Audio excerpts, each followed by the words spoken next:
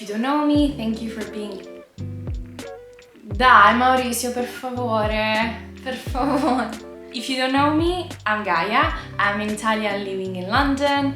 I work as a research analyst in a startup in financial services, but on the side, I'm a health and fitness freak. I don't call myself a bodybuilder, a runner, or a cyclist.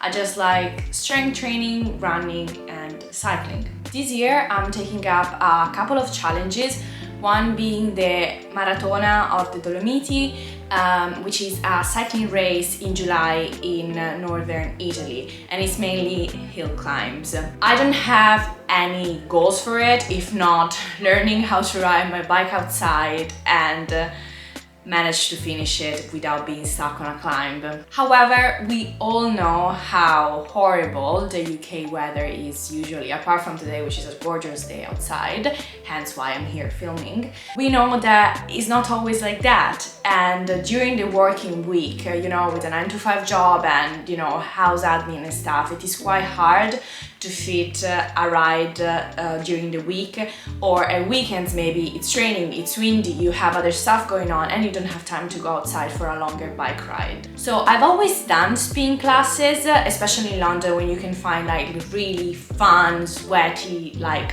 nice spin classes.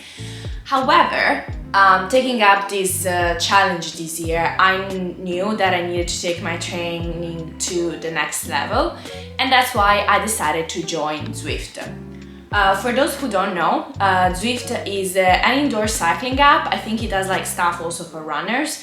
But yeah, it's mainly like an indoor cycling app which connects you to other cyclists, and you can do races, you can do workouts, or you can follow a very structured training program that they offer. And really the choice that they have on there, it's very extensive. So I joined Zwift about a week ago, and I will probably do a video where I review it later after I collect a little bit more experience on it. So usually people connect their own bike to a turbo trainer or a smart trainer, which is then connected to Zwift, like you communicate to Zwift to tell it like what you're doing.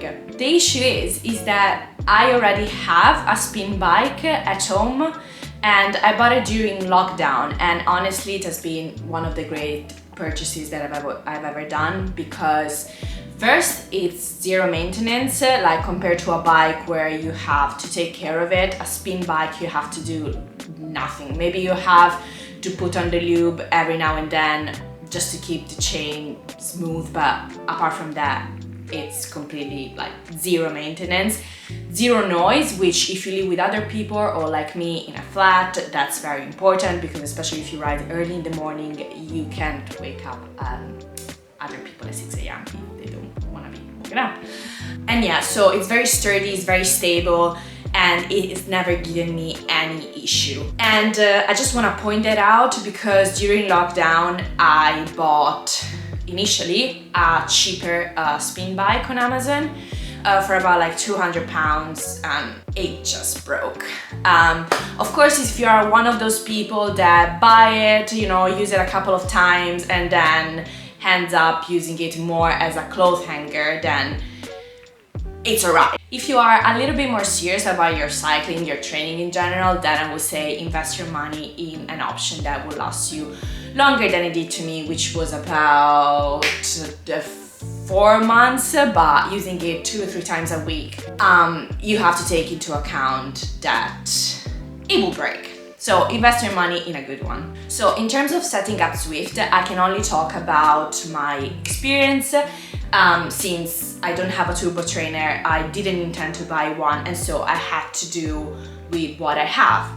So what's the main issue? The issue is that a spin bike is separated from Zwift, all right?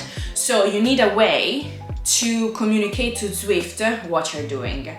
And what does it need? It needs to know your power, so your watts, how much power you're exerting. It needs to know your cadence, so how fast you're going, and it's not essential, but I mean, it would be nice to know your heart rate.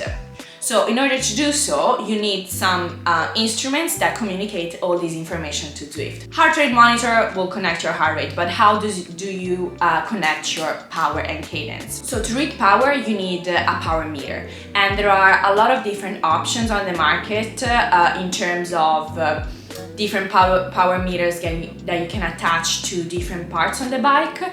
So I decided to go with power meter pedals. After reading tons of reviews, they seem to be the most accurate ones, and also they, apart from reading your power, they also read your cadence, and so it just seemed to be the most logical option for me. On the top of that, again, after reading tons of reviews online, I decided to go with the Favero Assioma power meter pedals, and I'm gonna insert a clip now.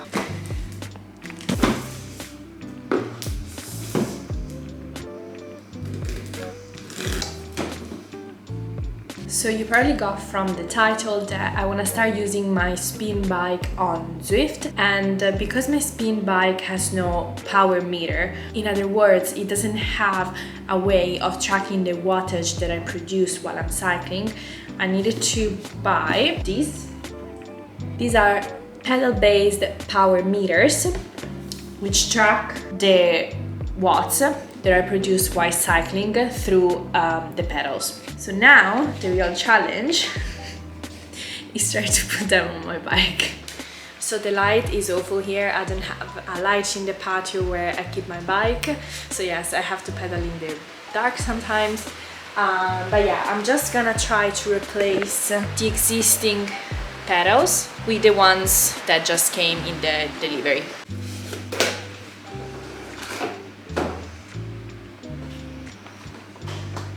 The actual pedals. Oh, the clips for the pedals, the battery charger. It's interesting, they have both a UK port and a European one. So the setup of the pedals should be pretty easy, but it occurred to me that I need to change the cleats on my shoes because I have MTB pedals right now, and I need to put these ones by myself, which is gonna be a challenge, and if I can do it, I might go to the shop and have someone to do it for me. So I'm just gonna point out they are not cheap, okay? So this is not the cheapest option that you can find on the market. To be honest, I wouldn't know a cheaper option, otherwise I would have taken it. I'm just gonna say they are super easy to set up, like literally zero faff, even for someone like me that has no clue of I have no clue of what I'm doing in terms of like bike maintenance and all the DIY stuff that you can do with it. And I easily connected it to my bike, or better, my friend helped me to connect it to my bike. Yeah, they work perfectly. Another great thing is that you can easily swap them in between bikes. So I could now remove the pedals from my spin bike and attach it to the bike that I used to go outside with. And if you are into data like me, that's really great because you can use the same instrument to track like your measures, powers and cadence, like with the same tool, and so you will get more accurate data to play with. Again, if you're a nerd like me, that's something that you might want to consider. And another point, the Favero Assioma pedal speaks, connects perfectly with my Garmin cyclocomputer, which is this one. Which I believe to be the Garmin Edge 1000. I don't know what it means. Basically was my dad's old one, so I don't have any review or comparison to give on it because I just got it from him. But yeah, the pedals can communicate perfectly even if they're not Garmin, and they are actually cheaper than the Garmin's power meter pedals that are on the market.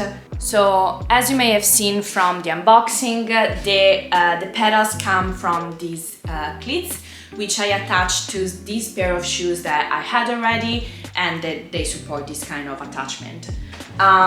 These shoes are not great. I bought them during lockdown, so I had to go, with the options that were available.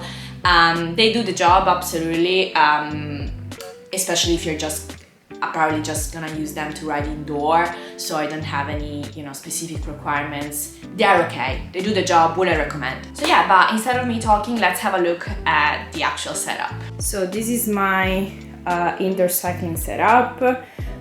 If you want more information on the bike, I can give it in another video. And this is my laptop, which I use this table, which again I bought for this specific use, and it's very handy because you can adjust the height and it is just perfect to do this kind of job. As I said, the bike came with this pedal, which by the way, they have the same attach that usually mountain bikes have, hence why I had to change the cleats on the shoes that I was using.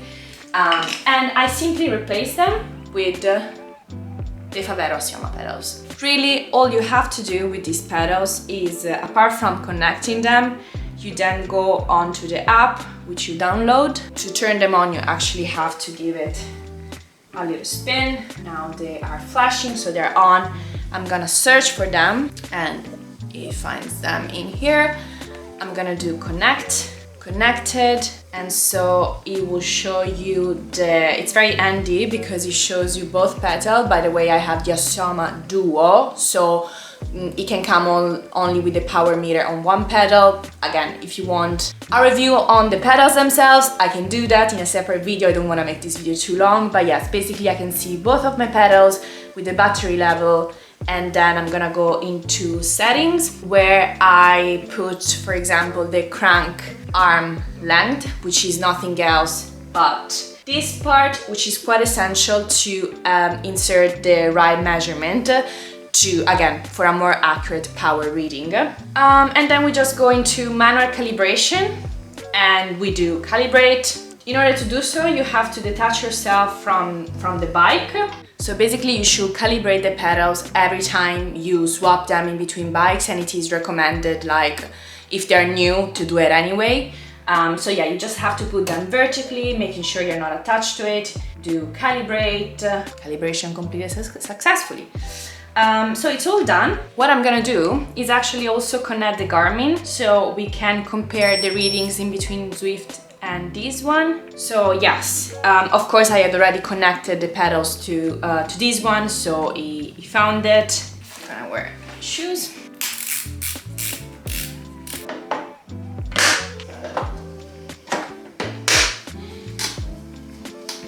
Okay, and now I'm gonna connect it to Zwift. So I have Zwift opened here. I'm gonna do let's go.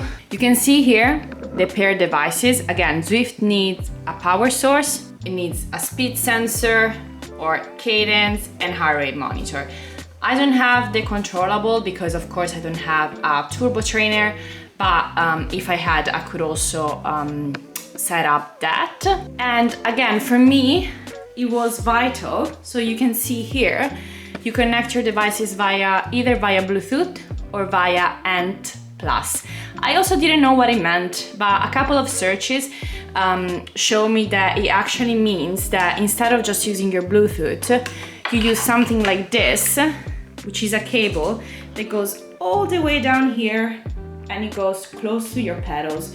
And that just means that it can read better the power from your pedals, because what happened is that basically my Garmin was telling me something and the pedals, like Zwift, was telling me something else in terms of power, which was very frustrating because like on a power of 60, it was reading me like 15, and you can understand that if you want to train with it, again, you want accurate readings, especially if you want to race or something, like you need accurate readings. So for me, it was essential to get an ANT+ cable. Again, bought it on Amazon, just got the first one that I could find. If we compare Zwift with this, I'm gonna do indoor cycling start. Here you can see I'm exerting. What do I show you at the same time? Let's do it like that. If you read the Garmin, what it says, and Zwift, what it says a power source, yeah, it reads both. As well, before, without this kind of like ANT+ connection, it couldn't even read my heart rate. And now it does. Of course, I'm wearing a strap here for a heart rate monitor. And then all you do is, once you're all connected, have to keep spinning, you do okay, and you're ready to go. But yeah, basically Zwift, in order to suggest your workout program, or better, suggest you the right structure of your workout, needs to get to know you. And for that, like, there are different tests that you can do, and so I'm gonna do that now.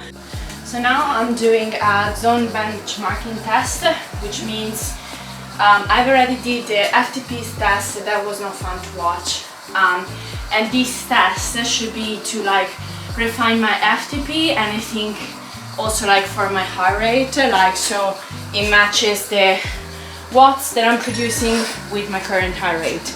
And now I have the next interval ready to go at 3 minutes, keeping 145. So let's go. Of course, I don't have a smart trainer, so I need to adjust the resistance myself. And it works fine. So now the effort should get shorter but harder. So I have my next one in 30 seconds, 2 minutes at 165. If I can go harder, I will try. But again, this is to set up my right FTP. So I don't want to overdo it, or doing it, even standing up on the bike. Because then my workouts are just gonna be harder and I'm not gonna be ready for it. But now I'm gonna shut up. So if I'm going too hard, he will tell me. Because the idea is to hold it for 2 minutes, so you don't wanna go crazy hard. I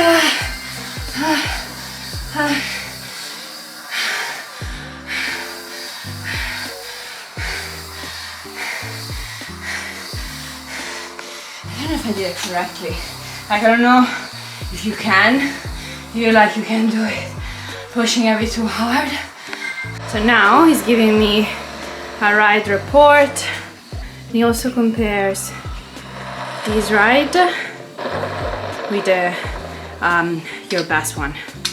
So yeah, I would really recommend Zwift if you're serious about your training, because the workouts that I'm doing, I really feel like I'm working out. I'm not just doing a random ride where I try to go as hard as I can for a certain amount of time, and then if I'm dying, I'm stopping, and then I'm starting again, lowering my resistance. Like, this is much more consistent, and I like it because you can cheat. Like, if I put on a workout on YouTube, for example, if I'm really going too hard, then, you know, I'll stop, I'll pause the workout. Here you can't do any of that, I think. And so it's good because you just keep it's a way to keep yourself accountable, and also to try to not overdo it too early, because you're right, yeah, but then I will have to do this interval later and I don't have enough time to recover.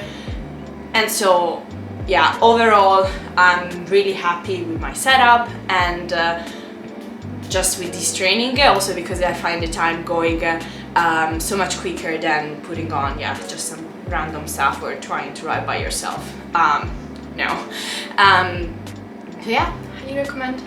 So I hope you enjoyed this video. When I was trying to do it myself, like setting up my spin bike on Zwift, there are some videos on YouTube, but to be honest, I couldn't find one that I really liked. And so I hope that this gave you a bit of clarity.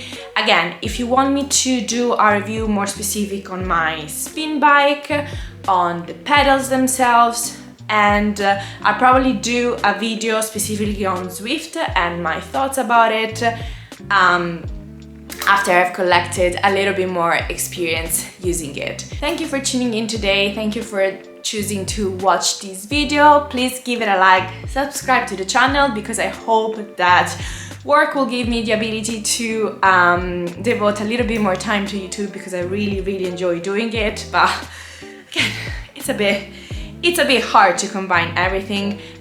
So yeah, stay tuned, because I hope I can bring a lot more content. And again, my content will change depending on what I'm up to at the moment. Now I'm trying to get into cycling, more running, but still keeping my strength training, and overall how I balance this kind of lifestyle with just having a job. really, and living in London. So thank you for watching, and I'll see you guys in the next one. Bye!